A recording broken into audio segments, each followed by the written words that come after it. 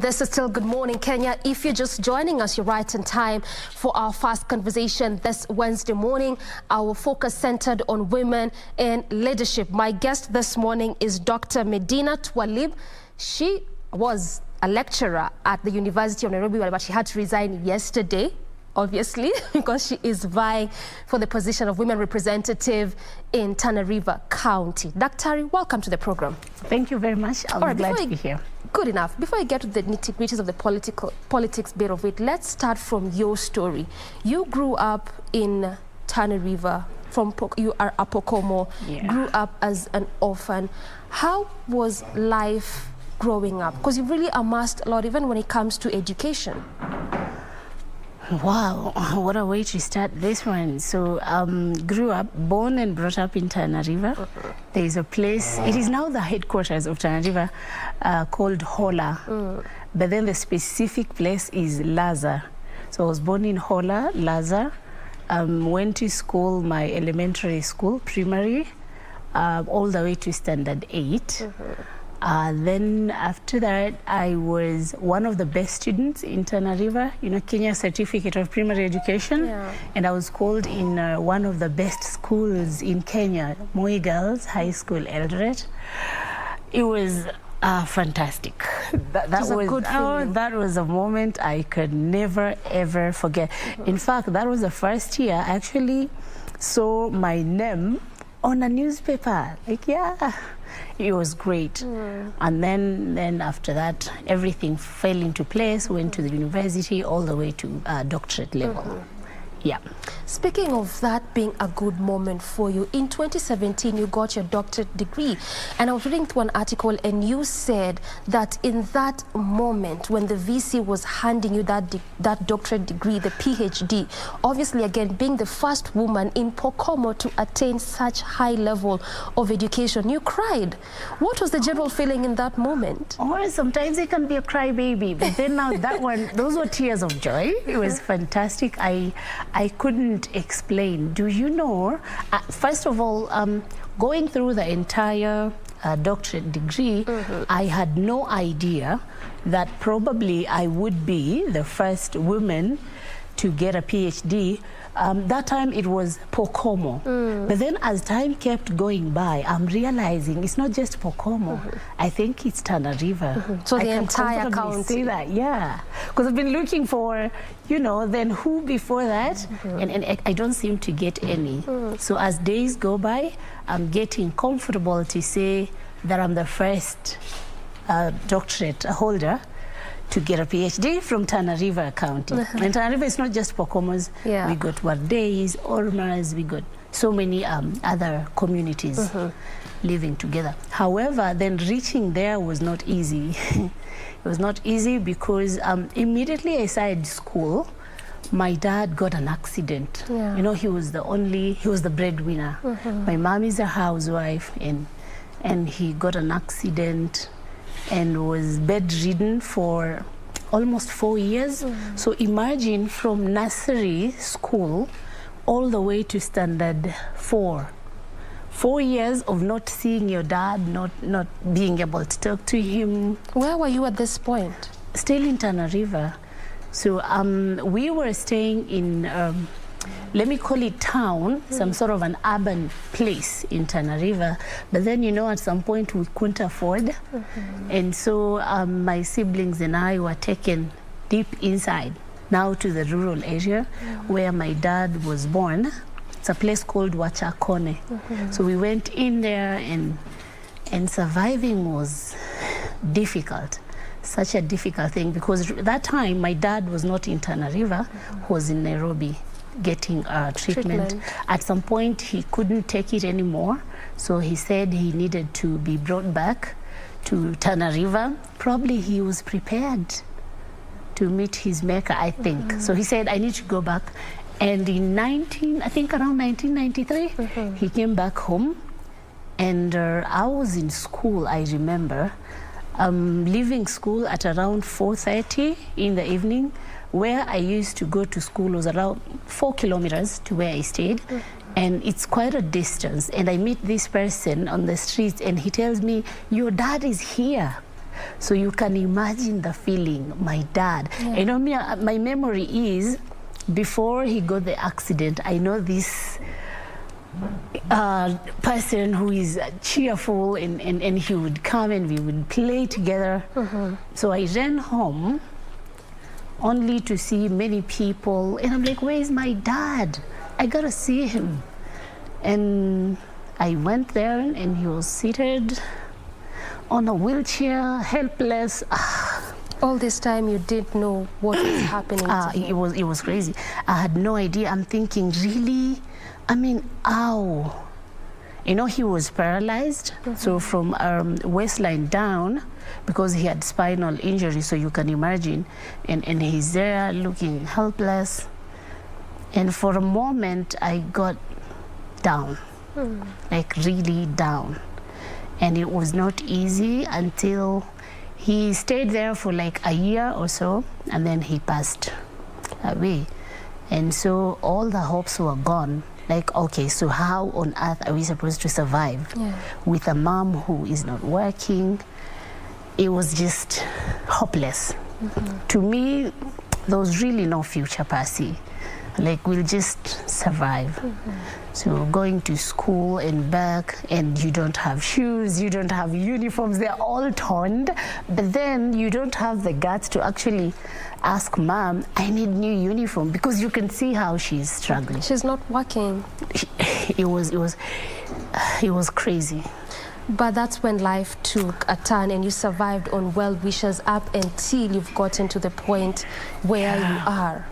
I'm really glad, because then after fast forward KCPE, I got that time we used, I don't know if I should call it a bursary, but Tana River, that time it was a district, would actually pay school fees for best students, and that's where then they paid for my school fees in Moi Girls, and I worked hard, finished, got enrolled in Kenyatta University to do a Bachelor of Science. Again, I got some sponsors who came in, other than higher education loans, but that board is doing a fantastic job. So because we survived on that one. So other than me just being paid for school fees, I would get some little cash for my little brother. So my brother, I would sustain myself, and I would sustain other people as well. And I know many people know the story of help money. It is nice, but then you have to pay it back.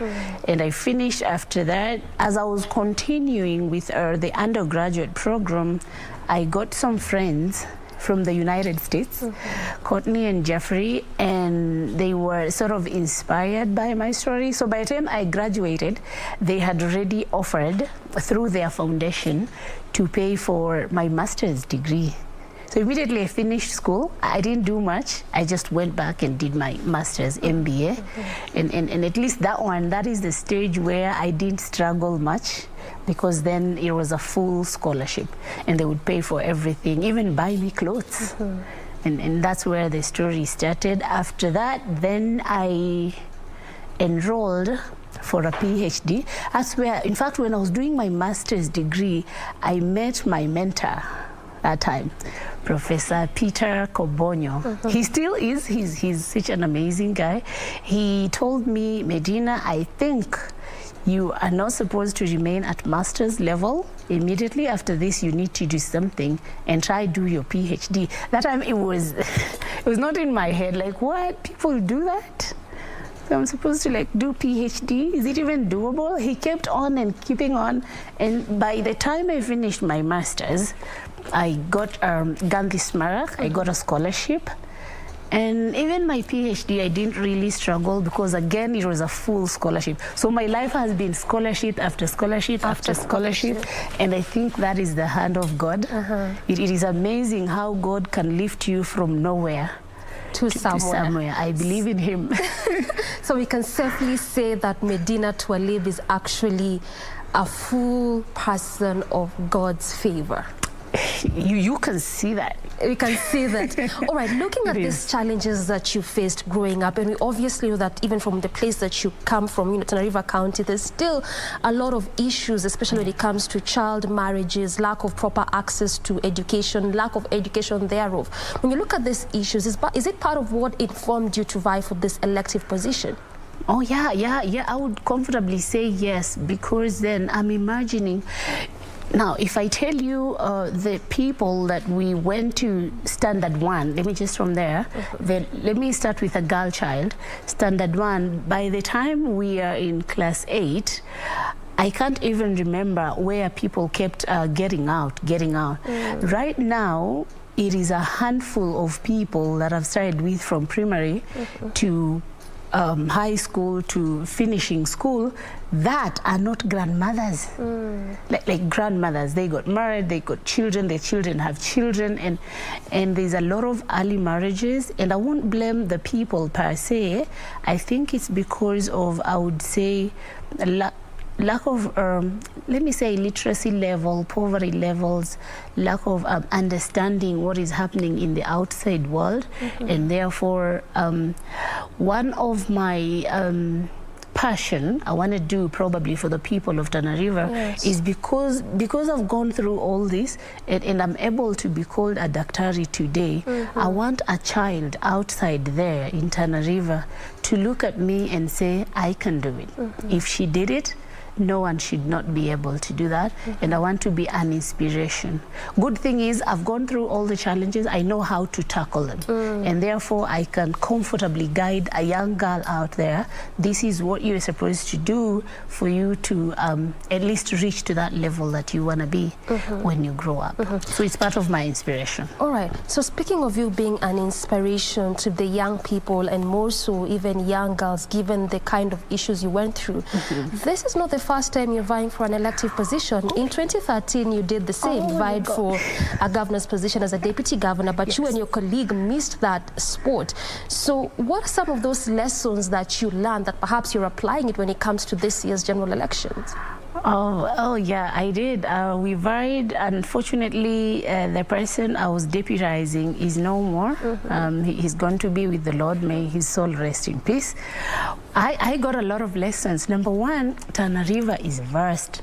That place is huge. I think it's around almost 36,000 kilometers square. It's a huge place. But the problem with Tana River, again, it is more like its population is sparse. So it's a huge county.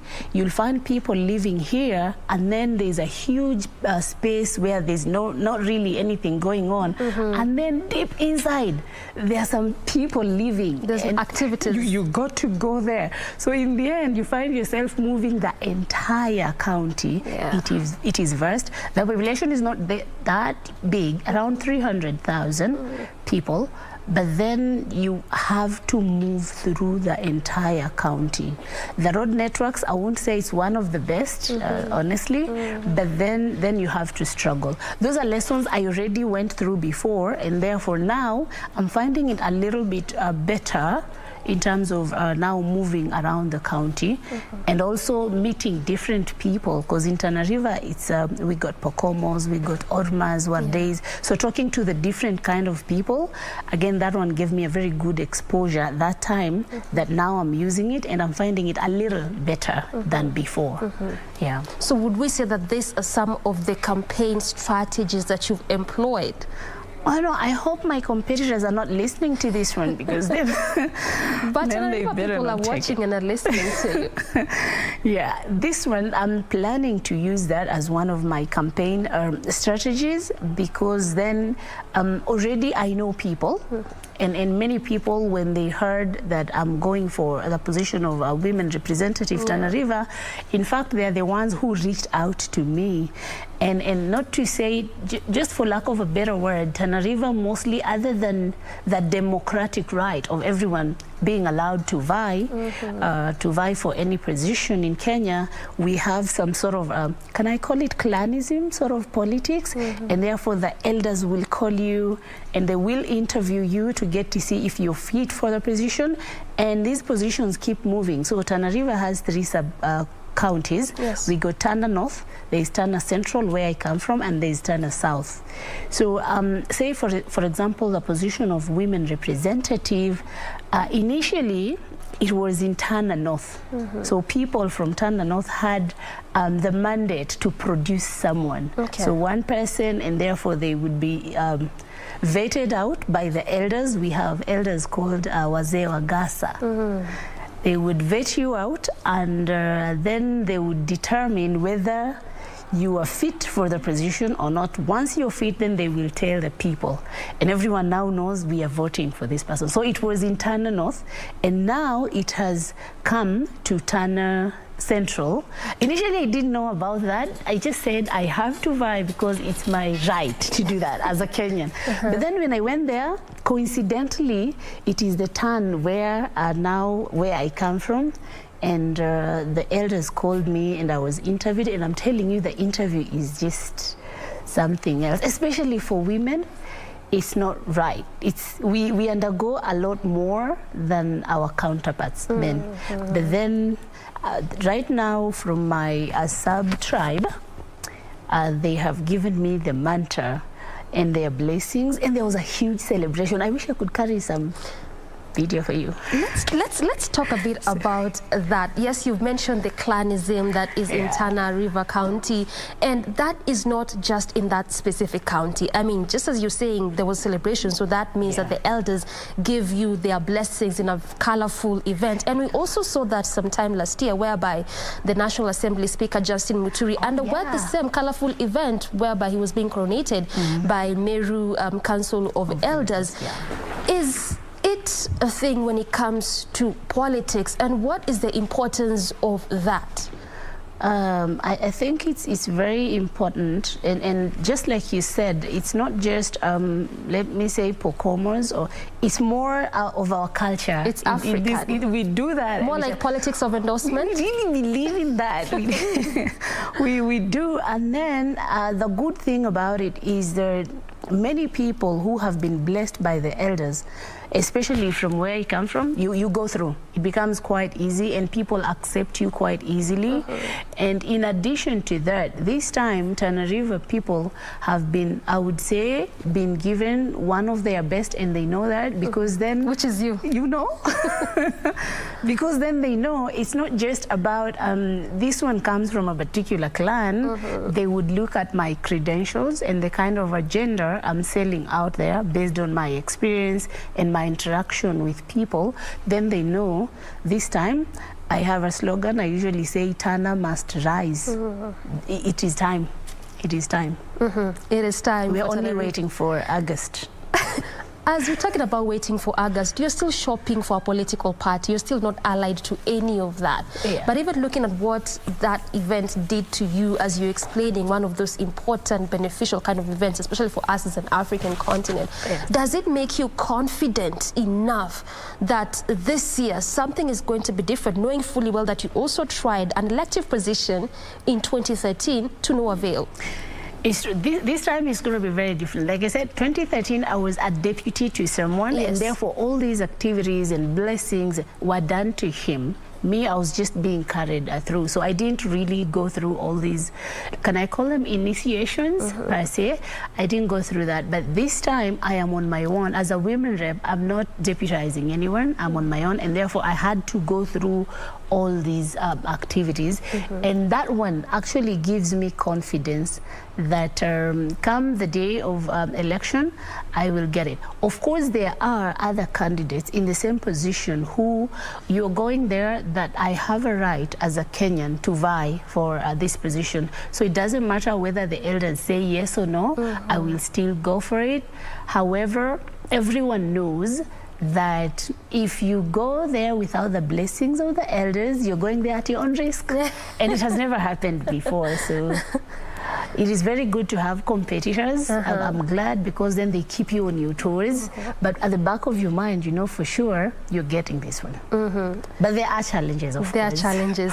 And these challenges is what we will come to talk about after this break. Because again, also there's that question of this specific demographic, youth, women, elderly, PWDs. There's the question of the 2/3 gender rule. There's the question of how easy or how difficult is it for women to get in this elective positions. Time for that quick breather. When we return, we'll talk about all this and so much more. Stay with us.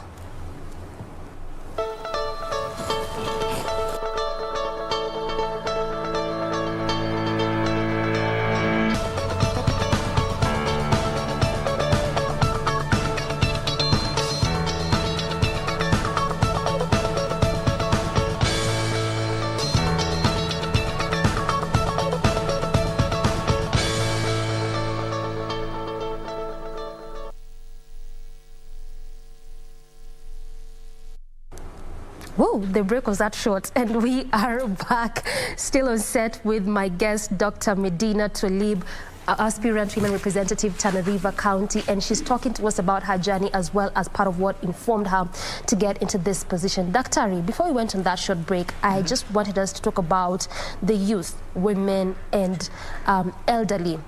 When you look at most campaigns and most of what leaders would keep talking about is, I want to do this for the youth, I want to do this for the women, I want to do this for the elderly. And yes, you're vying for women representative positions, so it only makes sense that you talk about agendas targeting the women. But what is so peculiar about this demographic, the youth, women, and elderly?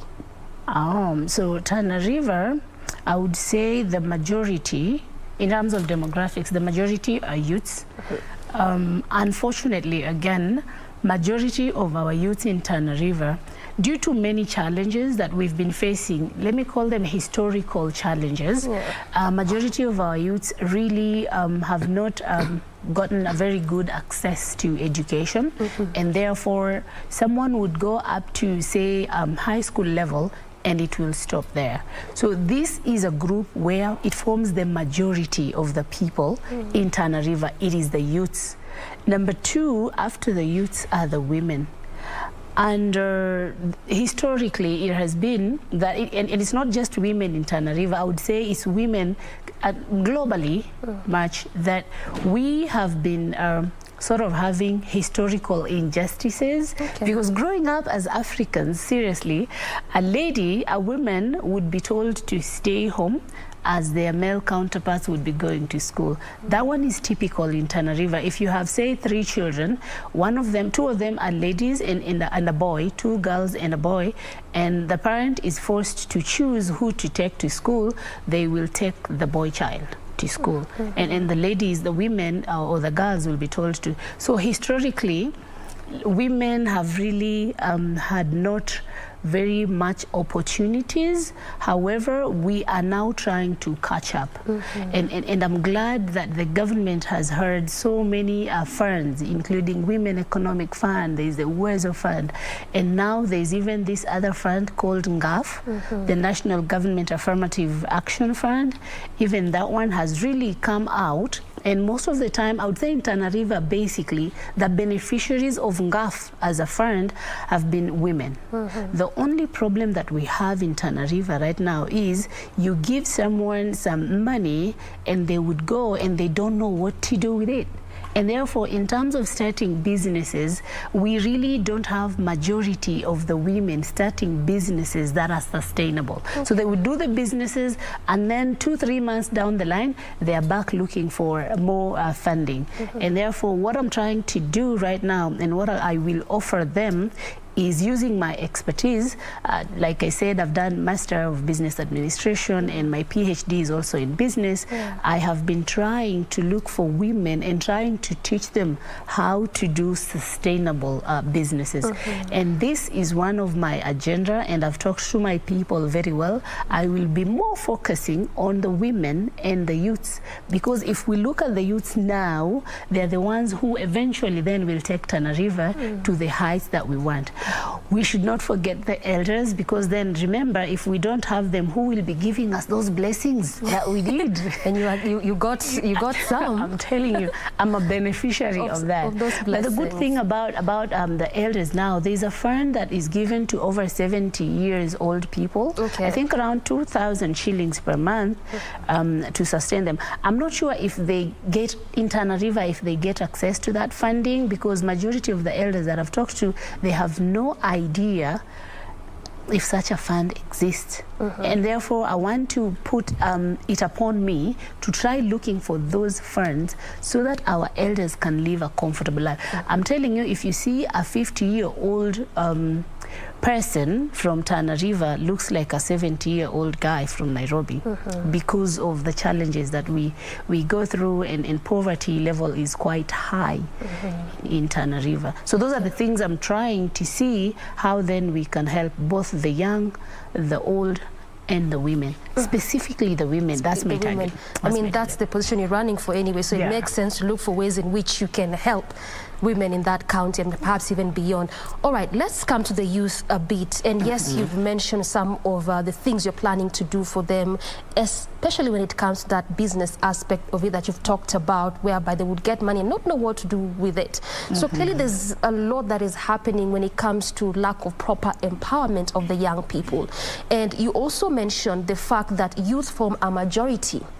And going by the latest report by IEBC is that out of the 3.5 million registered youths in this first and second, actually out of the 3.5 million youths, they couldn't even reach a half of that when it came to voter listing and registration.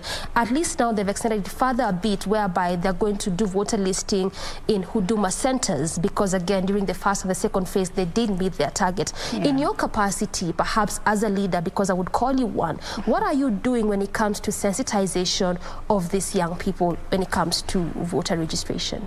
Yeah, we have been, I would say we've been working so hard, because number one, we keep telling our people, especially the youths, if you don't take charge of your life now, by the time you are getting older, you would be living in a place you do not want to see. But the youths are tired. I know, but then how?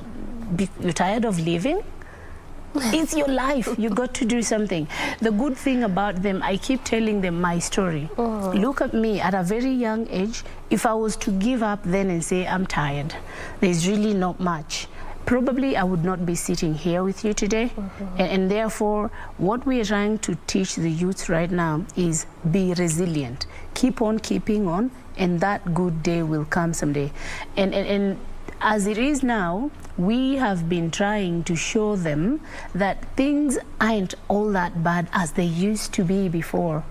For example, if I am to quote one of the places in Tana River, somewhere in Kipini, you know, by the way, Tana River has both the river, it's the longest river in Kenya, the River Tana, and we also have access to the ocean.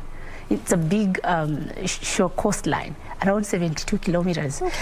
If you go there somewhere in Kipini, do you know, you go there in the evening and there's that wind flowing and there's titanium all over.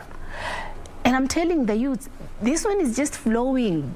The wind is just blowing it and it's going. And I mean, we can do something with titanium. It has helped the world. So if only the youth can come together, try to see what gem or game we have in Tana River, combined together, we will not be thinking about any other things but development. And we only need the right policies in place. We need the right laws and regulation, but most importantly, we need the right leaders to be able to implement that. Because if a leader doesn't know what to do, then everyone will not know what to do. Like that titanium idea, I'm telling you, I just saw it and I'm thinking, this one can take Tana to the next level. Yet no one is actually looking at it that way. Again, many of our youths, like I told you earlier, they really are not into, they didn't do PhDs or degrees or something. So I keep asking the people, then what do we do with them? Do we throw them into the river? We cannot. We got to deal with that. Good thing about Tana River, and I know that for sure because I've lived there, is that our young men and women have got talent. Do you know that River Tana actually flows with a very high speed, but then you'll see a young man swimming across the flowing water? And I keep telling them, if you look at the Olympics, people swim in a swimming pool. The water is not even moving. And you're swimming in a river. I tell you, look at that. That's pure talent. If we can get 2 or 3 people from Tana River who are swimmers, Olympics, those guys will forget about winning. The Akina Phelps. Oh no, they will forget about it. We have talent. We do. They just need to be tapped and exposed to the world. And we're going to do great. Dr. Let me pick your mind on this, because I say the youths are tired. You say that they should not give up, going by your story, and not just in Tana River County, but across the country. We have that case of voter apathy. What do you think is the leading cause of that? Because again, we heavily rely on them when it comes to voting. But even again, the IEBC came out to say yesterday on their report is that for those that are vying for elective positions, and then they need to look for various other alternative ways or persons that they're going to get their votes from, and not necessarily the youth, as it were. Wow, now when you come here, when you talk about voter, let me just give you a little bit of, can I call it a story? So I've been campaigning a little, and I've been talking to people, and I've been, you know, you go to, you pull a group of youths, and you want to talk to them, and you tell them, say if it's morning, good morning, my name is Dr. Medina, and now I'm vying for the position of, they will stop you there. Now, don't continue, and you're like, okay, so let me just listen, and they will tell you, we actually didn't hear. And now you think, let me just speak a little louder. My name is Dr. No, we can't hear. Our ears are covered. We cannot hear you. They're not telling you directly, but then, in other words, you got to give something to open their ears. In Tana River, we call that bare. So you have to give them something for them to even give you the audience of saying what you're vying for. And what you want to say. And that is the entire system, the entire time. You go anywhere, you call people, they will sit down, and immediately after you say your name, then they say, we can't hear you, we really can't. You need to open our ears. And that opening ears is a chunk of cash you got to part with. I'm imagining in Tana River right now, we got 1,139 villages. They call them clusters. So in each and every cluster, you sit down talking to people, you got to pay this kind of a thing. By the time they elect you, you have paid all that bare for the 1,139 villages, assuming by the time you're getting elected and you're getting your first, you're already broke. You have no idea. You don't even think of what do I do to develop my people. You're thinking, what do I do to get myself out of debt and recover the money I used in the election campaign. So if you see these politicians doing their thing sometimes. But is it a question of bad leadership or youths just not being properly sensitized and empowered? I think it's both. It's both bad leadership. We have experienced poor leadership, because there are some leaders who, because this thing must have started somewhere. It must have started somewhere, and I think it is the same leaders who started this habit. And now it has got into people that you got to pay this thing before we listen. You've got to give me something. You know. The moment I hear you vying for this position. And they're not even making it any better for us. So for those who we're just getting into politics, it is really a problem. It's a big problem, because then if you've been a public officer, for example, you understand the kind of salaries people get. You have this little savings, but then you really cannot campaign, because then someone is waiting for you to give them something to even give you an ear or listen. And it's crazy out there, I'm telling you. And then when you don't give, this word justifies, and now say the youths are tired. I know. As you don't give, you mean you don't? You gotta give. If at all you have to be listened to. You gotta give. So it's a question of poor and bad leadership. It is a poor, very bad leadership. And this what are you doing in your position to change that? Because, I mean, I don't want us to talk about it so much so because it actually looks like a continuing kind of trend. In fact, someone said this year, someone said that this is the year whereby the only thing you buy ni trouser, kofia na t-shirt utapatiwa kwa barabara ukitembea, as well as some cash. It's like it's become a thing so much so that anytime is during the election period in year, people just don't feel like they need to work because they're going to be getting some of this things. It's true. So what needs to be, or what are you doing in your capacity to change that? Okay, so the good thing about, again, I would go back to Tana River. The good thing about, you remember I told you about clan? Yes. And that culture, the tradition. So once the elders say it is this person, whether you go and they tell you we don't hear, they may not hear you, but they must hear the voice of the elders. And therefore, even if you don't tell them anything, then the elders have said it is Dr. Medina. And therefore, as you give them those handouts or anything, you automatically know that they already know your name. However, on the flip side now, if you are vying because it is your right to do that, and the elders have not endorsed you, then you're in trouble, because then you have to spend a lot of money to give them, for them to listen to you. Some of them, in the aspect of giving them these handouts and all that, some of them get convinced actually. They get convinced and they change their mind from voting the person that has been chosen by the elders to you. That but get then, the handouts. yeah, but then it's something else. And then that one is also contributed by the poverty levels. Someone says, at least this one has given me food to eat, but then that food to eat is for today. How about tomorrow? And the day after tomorrow. And the day after. We better sacrifice now and suffer now for a better tomorrow. And that has been my slogan all through. Let us be a bit resilient now, but we know for sure our future is bright. Is set. Yes. Yeah. And this is why we keep talking about empowerment, because when you are empowered, these handouts, you don't even think about them. They do not mean perhaps to say anything to you, because you know what is right, and so you're choosing a leader based on what they will do for you as a young person, as a Kenyan, as opposed to what they are giving you. All right, let's talk about the issue of food security. I mean, it has been an ongoing conversation, not just in Kenya, also some countries in the African continents, the like of Ethiopia, Somalia. In the country, we've seen the state try to bring up some short, mid and long-term efforts to try and see how best they can curb the issue of food security. There's been cash transfers here and there. There's been the question of trying to see how best Kenyans, especially in the affected areas, can do water trapping.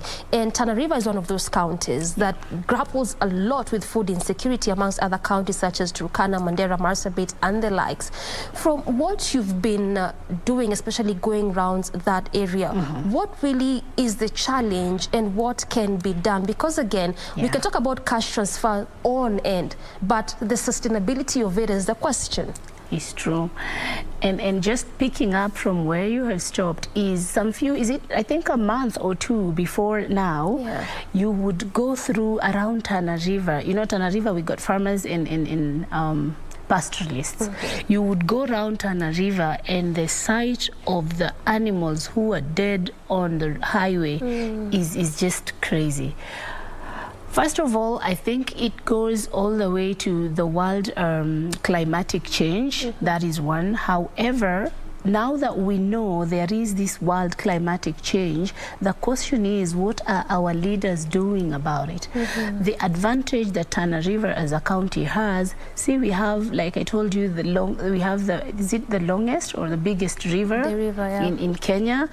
Instead of taking advantage of that, because we have water there already, so a time like this where it is not that dry, there's a lot that can be done to try and tap that water, so that when the dry season comes, we are set. Things like if we can adopt modern agricultural techniques, and I was lucky to have a talk with Moroccan ambassador and his friends, and he was talking about trying to come up with technological ways of doing farming, so that it doesn't matter the season or the weather. Things like greenhouses, those are things that can be done in Tana River to try and curb the food security problem. That has been there all along. And again, like I told you, we have a problem in terms of leadership, because a leader ought to look at that so that it does not repeat. But in Tana River, it's year after year after year. You see people dying because of hunger at this age and time, someone dying because they don't have food. Majority of people in Tana River, you look at them, they're actually malnourished. We got a river there. How does this happen? Why can't a leader just wake up and say, this is enough, we gotta do something? I am trying. One of those things that really made me go there is because we need to change the narrative. We need to change the story of Tana River as a county in terms of trying to introduce this greenhouses thing, trying to find ways of storing this water when we have sufficient, so that when the dry season comes, we already have something that can keep us going over and over. These are goes both for the pastoralists and the farmers. Because you look at us, for example, Tana River right now, 80% of the land in Tana River is non-arable. It is only around 15 to 20% land that can be used for farming per se. So the question is, do we look at this 80% non-arable land as a burden to Tana River? We cannot look at it that way. We need to change the narrative and see what can be done with this 80%, because that's what we have. What are you going to do about it? That's the biggest question. That is the biggest question. And this is why you've talked about the technology and trying to see how best that could be introduced, at least to curb the issue of food security in that particular county. All right, we can talk about the challenges on end of what is facing Tana River County as a whole, or what you went through even just as an individual. But again, we cannot shy away from talking about the challenges that face especially women in leadership, and specifically vying for elective positions. When you look at the figures or the statistics, in 2013, there was about 145 of them. The number obviously, of course, improved in 2017 with about 172 women who vied for elective position. But still, much as we are making those gains, there's still some challenges that face women when they're vying for these positions. What has been your story? Well, challenges are there. For women, challenges are there. Let me just start by saying that, first of all, like I said earlier, see, if I am vying for a particular position as a woman and I have a counterpart male who's vying for the same position, and I will always take you back to Tana River. And this is what happened. This is your county of focus. I'm telling you, the first question you as a woman that you will be asked is, are you married? Oh, it's a thing. You have to. So before, in fact, my story is that before I even went, so my people said, you need to sit down for an interview. And the first question was, they said this question has two parts. So there's part A, which will determine your if we will ask part B or not. And the part A was, are you married? Okay, assuming the answer is yes, is your husband from Tana River? Because then these people are telling you, if you got married to someone outside Tana River, it's a mentality that has been created there. If you're married to someone outside Tana River, then you're going to get our wealth out there. We will never benefit out of it. And you've seen that in Homa Bay as well. It's crazy. And you're thinking, will the government then take the money into my account or what? I mean, that is a big challenge. It does not happen to the male counterpart. If a man is vying for a position, he will never be asked, have you married outside Tana River? They don't ask that. And that has been a tradition, and it's a big challenge, because then it sort of cuts out the generation, the people who probably they're not married for many reasons. Because probably they're not yet ready to get married, because probably they're widowed, because their love is not in Tana River, it is out there. No, you cannot. No, don't you dare. No, that can't happen in Tana River. That's a big challenge, first. Second, every time, and this one I think happens in many of our rural areas, that as a woman is looked at, your place is in the kitchen. Do you understand? And therefore, every time you go out there to seek a political position, the society looks at you like, amepotea huyo. This is not the norm. You're leaving your role. How? And you're supposed to be in the kitchen. And therefore you go out there and express yourself. People look at you as if there's something really wrong with you. You are not following the norm of the society. And that one we have experienced. I personally have experienced it in 2013, and even now, as you keep going out there, people keep asking how. You're not supposed to be out there running around. Why are you leaving your husband and your children? In the morning, you leave your bed and did you make breakfast? And that time you have a meeting at 7:30 with the same constituencies. If you don't show up, we will not vote for you. Yet they will ask you, did you make breakfast for your husband? And so we are not running away from our duties as women, because I know as women we can multitask and we can do those things. But we are asking the society to give us an opportunity to recover the history that has been made wrongly earlier and make the playing ground as flat and as equal as possible. Because women can. I was in this conference, I think, was it last month? It was organized by FIDA. It was called Voter Dada. And I managed to meet many women aspirants from all over the country. Some from Kambani, others from Kisumu, Wajir, Mandera. And we were sharing experiences about what we had been through as of that time. And the stories you hear out there is they're sad stories for women. And we struggle. And in the end, and I've seen this in Parliament, if a bill is brought in Parliament, because I've been following quite closely about a woman or women in general, that's the day we will have the least quorum. Many of the time, the bill won't even pass. So if it's introduced by a woman. Yeah, true. And I'm thinking we need both women and men to work together to create a better environment for all of us. The world is big. We can fit all of us. Better, conducive and level environment. Now, the director says that we are out of time, but honestly, we can't go without giving you a chance to speak to Kenyans in Tana River County. That is your camera. Very briefly, what would you say to Kenyans in that particular county? Okay. So this is my opportunity. Tana River people, if you're watching, this is the time for, I keep saying, Tana must rise. Take me as your women representative and experience good leadership. Well said. Short, brief, short and sweet. I'm a man of few words, woman. You're one of few words. All right, thank you so much, Dr. for your time. That has been quite informative, at least also just letting us into some of the issues that particular county faces and what the leadership can do to avert and change that. Thank you very much as well. All right, I have been speaking to Dr.Medina Twalib, former lecturer at University of Nairobi, as well as women representative aspirant in Tana River County. This is where we bring this conversation to a close, but we are not yet done. We have